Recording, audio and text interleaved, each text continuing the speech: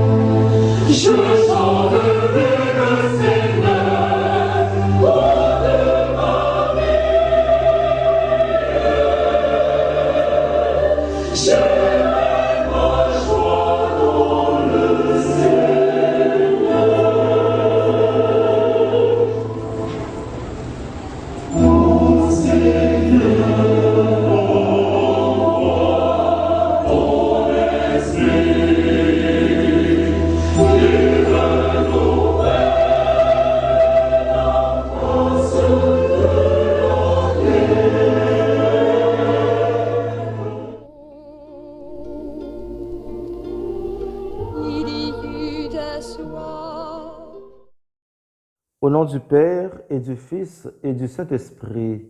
Amen. Chers frères et sœurs, nous sommes dans la nuit sainte, la veillée pascale. Nous pouvons appeler cette nuit la nuit de la délivrance, la nuit du grand passage, la nuit qui donne naissance à notre victoire finale. J'ai dit notre victoire, car la victoire du Christ est aussi notre propre victoire. En vivant pleinement le mystère pascal qui est le passage de la mort à la vie du Christ, nous sommes invités du même coup à réfléchir et méditer sur le rôle et l'importance de la femme dans l'histoire du salut. Les femmes sont toujours très actives dans tout le processus de la rédemption. Selon l'évangile de Saint Luc, l'annonce de la vie humaine ou terrestre de Jésus, qu'on appelle l'incarnation, a été assurée par un ange, l'ange Gabriel, auprès d'une femme, la Vierge Marie. Selon l'évangile de Saint Matthieu, l'annonce de la vie divine ou céleste de Jésus, qu'on appelle la résurrection, est encore assurée par un ange auprès des femmes, Marie-Madeleine et l'autre Marie. Donc, l'annonce des deux grandes phases de la vie de Jésus-Christ est confiée aux femmes. Ne soyez pas étonnés, chers amis. Ce n'est pas un accident de parcours. C'est tout à fait judicieux. Jésus est la vie. Et c'est la femme qui donne la vie. Au niveau de la foi chrétienne, ce n'est pas quelque chose que nous devons prendre à la légère. Les premiers à être au courant de la résurrection, ce sont les femmes. De même que la Vierge fut la première à être au courant du mystère de l'incarnation. Ma question pour vous ce soir, mes chers amis, Est-ce que le Créateur n'est pas en train de nous donner une leçon? Nous devons réfléchir et méditer afin de trouver une ou bien la réponse. Dans certaines sociétés et même dans nos communautés chrétiennes, on a souvent tendance à banaliser et minimiser la femme. Le plus souvent, on voit la femme comme un être faible qui n'a pas trop d'importance. Eh bien, je vous dis, nous sommes en train de nous tromper. En vertu de ce que les évangélistes nous rapportent, nous ne pouvons pas parler de la vie de Jésus-Christ, de son incarnation et de sa résurrection sans mettre les femmes en valeur.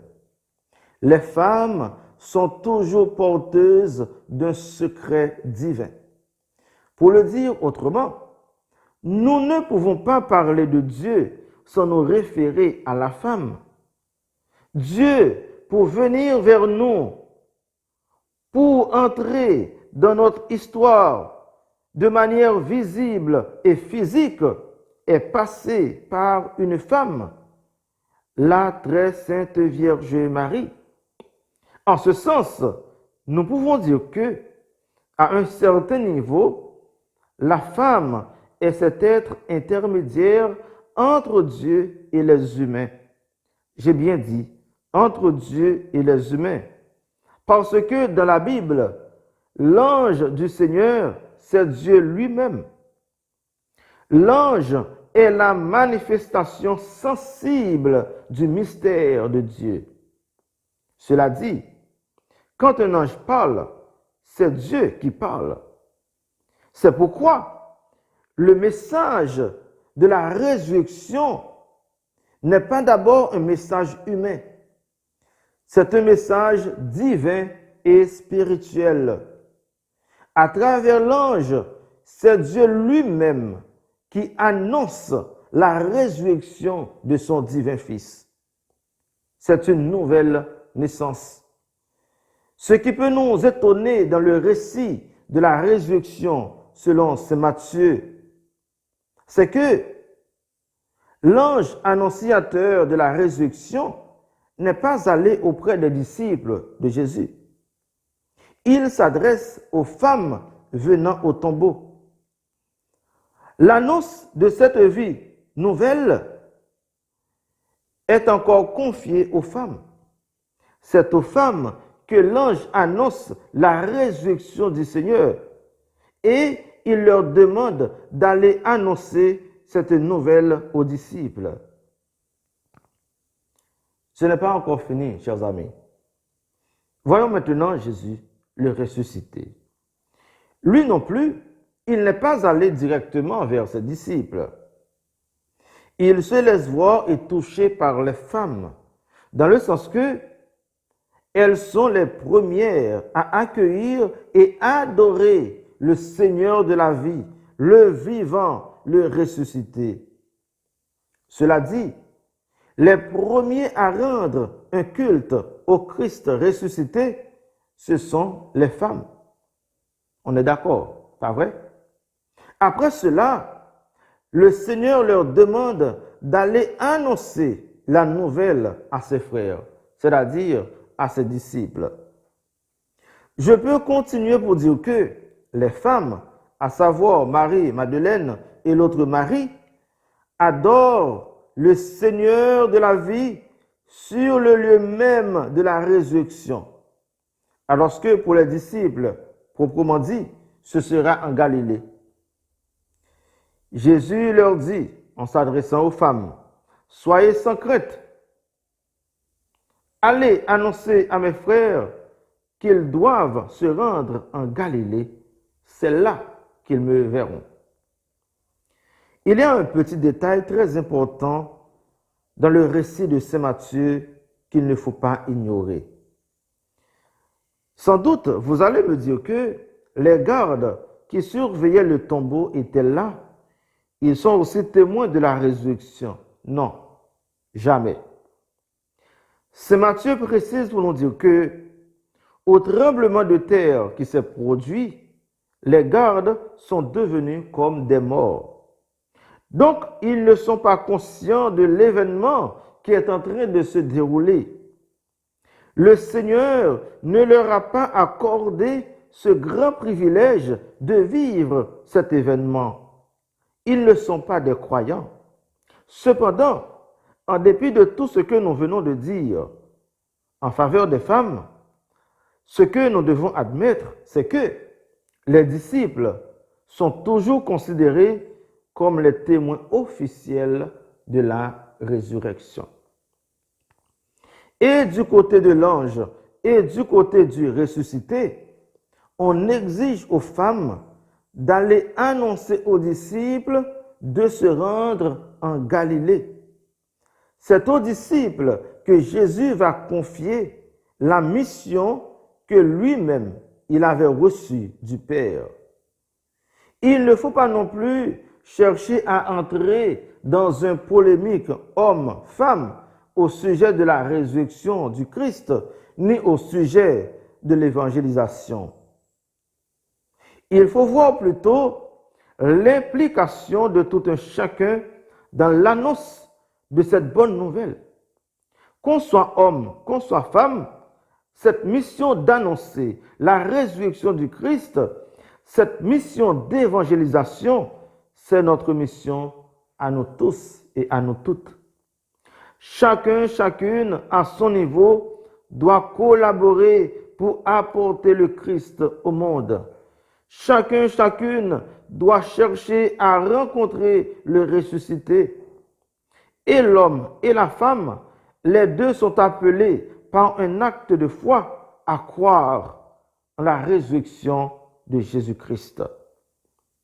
Pour établir cette égalité, le pape François, dès le début de son pontificat, recommande à ce que l'Église célèbre la fête de Sainte Marie-Madeleine au même rang que les autres disciples. Cela signifie que l'Église reconnaît son implication active dans la propagation de la bonne nouvelle. Hommes et femmes, nous sommes tous et toutes appelés à devenir disciples missionnaires de Jésus-Christ. De plus, chers amis, en considérant la résurrection du Christ comme une nouvelle création, comme l'éclat d'une vie nouvelle, c'est tout à fait normal que les deux, l'homme et la femme, soient au rendez-vous. Au commencement de la création, Dieu les fit hommes et femmes. Marc chapitre 10, verset 6. Dans cette nouvelle création inaugurée par la résurrection du Seigneur, Dieu nous unit une fois de plus pour continuer à embellir cette nouvelle création. Le mystère de la résurrection du Seigneur, c'est une œuvre que nous sommes appelés à apporter et à vivre ensemble. À travers la résurrection du Christ, non seulement c'est toute la création qui est renouvelée, mais aussi et surtout, c'est toute la création qui est réconciliée. Et l'homme et la femme, les deux vont laisser leur famille biologique pour devenir disciples du Seigneur. Les deux vont renoncer à eux-mêmes et à leurs projets personnels pour former le nouveau couple et par la suite pour former le nouveau peuple de Dieu. C'est ce qui nous donne la nouvelle communauté des croyants. En d'autres termes, Dieu nous appelle hommes et femmes pour sauver le monde et pour agir ensemble. C'est ensemble que nous devons aussi porter la croix du Christ. Voilà, mes chers amis, le message pascal que nous devons nous efforcer de vivre cette année. Qu'est-ce que nous pouvons faire ensemble pour sauver le monde de cette pandémie? Dans la famille, qu'est-ce que papa et maman peuvent faire ensemble pour sauver les enfants? Dans l'Église, qu'est-ce que les hommes et les femmes peuvent faire ensemble pour embellir leur paroisse, leur diocèse et leur mouvement chrétien? Nous n'allons pas rester à vivre une fête de Pâques en l'air, dans une routine permanente, sans aucun engagement réel et sérieux. Frères et sœurs bien-aimés, la vraie Pâque à vivre et à faire cette année doit être un changement radical de comportement, d'attitude, de regard, de conviction et même un changement de stratégie spirituelle. En un mot, nous devons cesser d'être des hommes et des femmes terrestres et matérialistes pour devenir finalement des hommes et des femmes célestes et divins, c'est-à-dire des êtres divinisés. Comme le Christ, nous sommes appelés à une glorification et une transformation spirituelle. Pour moi, c'est cela la vraie résurrection. Vous voyez, chers amis, Jésus cesse d'être un homme limité dans le temps et dans l'espace pour devenir un homme glorieux, divin et éternel. Il n'est pas ici, dit l'ange. Il est ressuscité comme il avait dit. Jésus change d'adresse. Jésus change de profil. Il nous demande aussi de changer d'adresse. Une manière pour nous inviter à travailler afin de devenir des glorifiés, des exaltés de Dieu. Les saints et les saintes sont des exemples. Son projet comme fils de l'homme, ce n'était pas de rester éternellement dans cette situation temporelle. En étant sur terre, Jésus avait ses yeux fixés au ciel. Donc, sa demeure n'est plus au séjour des morts. Sa demeure, c'est auprès de son Père dans la gloire. Il est vraiment ressuscité.